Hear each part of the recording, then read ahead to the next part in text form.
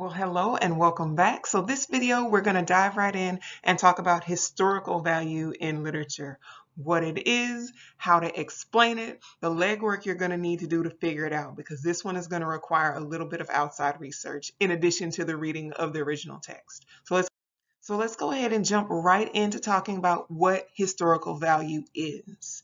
I'm going to emphasize a couple of words. As you can see in the screen in this definition, historical value is what the audience can learn about their past. We'll get to the there in a little bit, but let's start with the can. As we all have been students, and you are right now, we know that people learn what sticks with them, what resonates with what they've already known and experienced of life. So don't think that it's necessarily what people have to learn or even what the author intends for people to learn from the text or from research into the text, as I'll talk about in just a second, but what is available, what's out there on the table for them. And like I was just saying, this historical value is going to be things that people can learn from the text itself, from the poem, from the story, from the song, from the play, or it can be what people can learn from research into the text. So that's going to be based on whatever questions the reading or the literature puts into your mind. What does this make you want to know more about? And then you do some digging.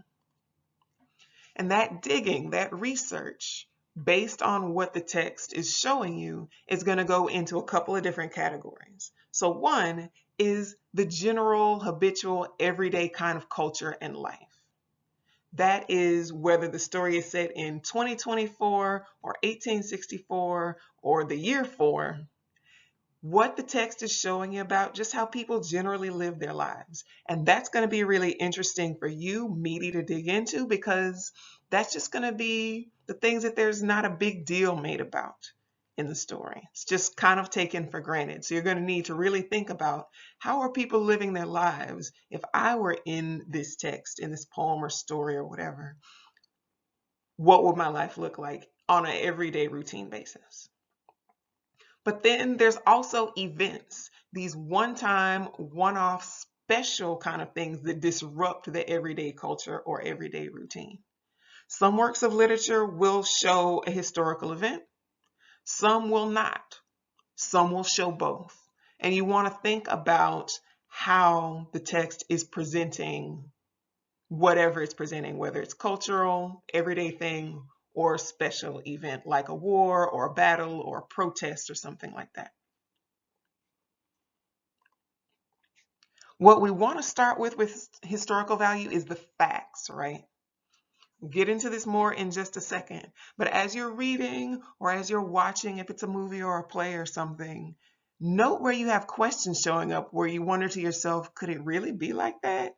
Was it really like that? And that's where you can go and do some research to see what's fact and what's fiction. Now I'm going to come back to this idea of what the audience can learn about their past. The there is in all caps because remember, history is constantly being made. Right now, as I make this video, it's 2025. 2025 just started, but this day is already rapidly becoming the past. So whatever happened today is going to be ancient history for somebody in 2085 or in 2125. So even if it's a relatively new text, think about what it's showing about the general culture of life in these days and times, whatever these days and times are, if YouTube is still around in the future, and what future generations may not know that we take for granted now as our everyday culture and life, or about one-time, one-off, very special events that have happened now that may be forgotten in the future. And that gets a lot into why historical value matters. So you can see the 3 different reasons that I have on the screen. I want to give you a little bit more information about what they mean. The warnings. You've probably all heard that quote that those who do not know their history are doomed to repeat it, right? If you don't know that every time someone has tried to invade Afghanistan or Russia, they have pretty much failed miserably, then you're likely to go trying to invade Afghanistan or Russia and to fail miserably like them, right? So when we learn about history, not just from history books, but from what's written in literature about historical life, we can learn what not to do. But it's not just all doom and gloom and bad. We can do the flip side as well. Learning about history can give us inspiration. It can open us up to possibilities of, hey, if people did it in the past, why can't we do it now? Or I didn't even know that people did that in the past. Wow, that makes me think about how to build on it. So I think about this as the flip side of that quote about people being doomed to repeat history. You might also say those who do not know their past are never able to repeat the good parts of it. And then the last part about empathy, I know we keep coming back to that, but that's because literature can make history human. A lot of times in history classes, you've probably experienced this. We read about these generals and presidents and kings and people that we could never identify with. And we never think about what the normal everyday person was going through during this war or this battle or this revolution or during these in-between times leading up to these large changes in history. But regular people were alive, thinking and feeling and doing things. And the more we can connect to them and see ourselves in them, the more we can appreciate what they accomplished and build on it if we want, but also just understand and feel for what they lived through, what they went through. And maybe we can use that in our lives today and for the future generations as well. So let's get right into the notes that you'll need in order to explain historical value clearly. First things first is facts. Like I said, historical value is objective or factual first, and then we add a little spice to it. So the facts, as I have mentioned before, are going to be the culture and the events. It could be what's happening in the text, what your research says happened in that actual time period, or it can be about the author, right? See how they lived, see who that author might inspire, or how that author is connected to life beyond the text, or even the events and topics in the text. And of course, that brings us to the next thing that you want to pay attention and take notes on, the topics that people are concerned or caring about. That could be the characters in the text, the speaker of the poem, or it could be the author themselves, right? What themes or real life topics are they caring about? Think about the topics like hashtags, right? What's trending, what's hot, what seems to be on people's minds and hearts. Now, if you're watching this video at some point after hashtags are no longer a thing, number one, congratulations. But this is an example right here then, right? Hashtags in 2025 are a thing that matter to a lot of people. At some point in the future, they were not. So you probably would need to do some research to see what that means, what it's all about, why it was such a big deal. But you also want to see not only what people are talking about and what was happening, but what people wished and wanted to happen.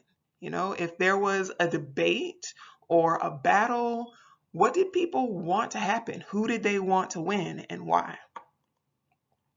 And then not only what did people feel and desire, but how much did people feel about it, right? How intensely did they desire what they wanted? Did they use very exaggerated language? Did they go to great lengths to make things happen? Were they really desperate or really excited? And how did they show that? And then also, how much did they talk about it, right? How often does the topic come up?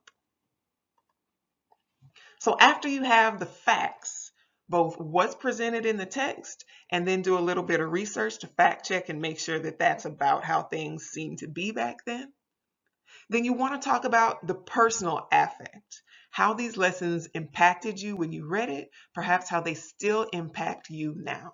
Notice that there's no asterisk on this one because you can't really cite that, but do be honest as you explain it because that's going to help your audience connect to you, feel what you felt, and understand what's important to you.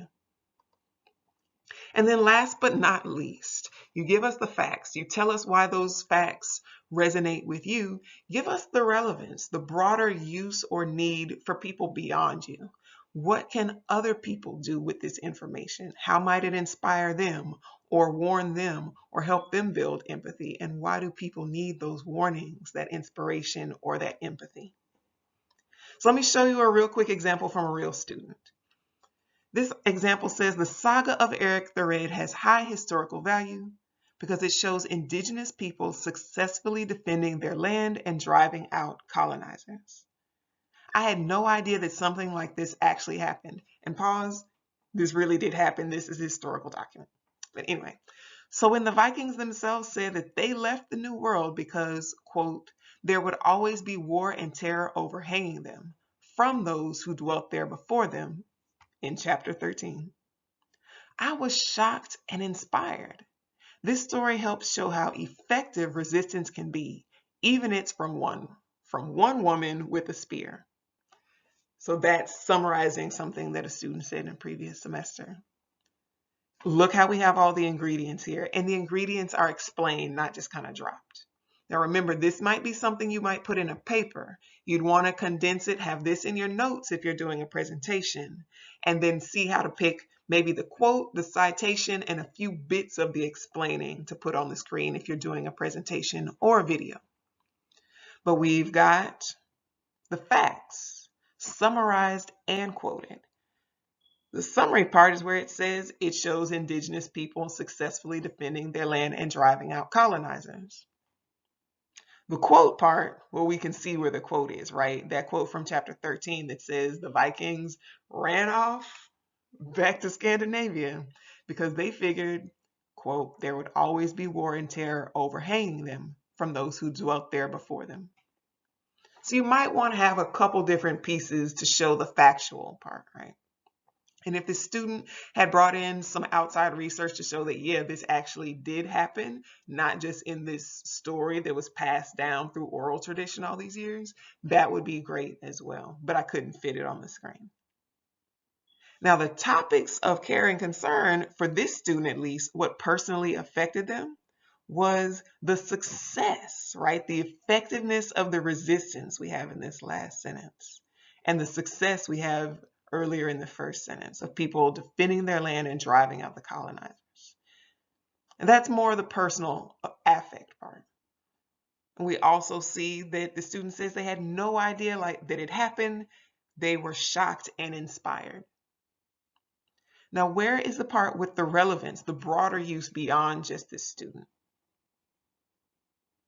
Again, it's in our last sentence. At least according to this student, they're saying that the story helps show other people, not just them, that resistance can work. Even if you have to step out there alone, you can make a difference. So that's just one example. You might be thinking to yourself, what if I think there's not any historical value in this work? That's okay. You just need to be able to explain why or how two things. First thing is explain how these facts are already well known. I've got an asterisk on the screen, so you know that means you need a citation. So you might cite some other works of literature or even other, history classes, textbooks, things that most people have been exposed to that tell us about this time period in general or this specific event. Or you might say you don't think this work has historical value because the text is misleading.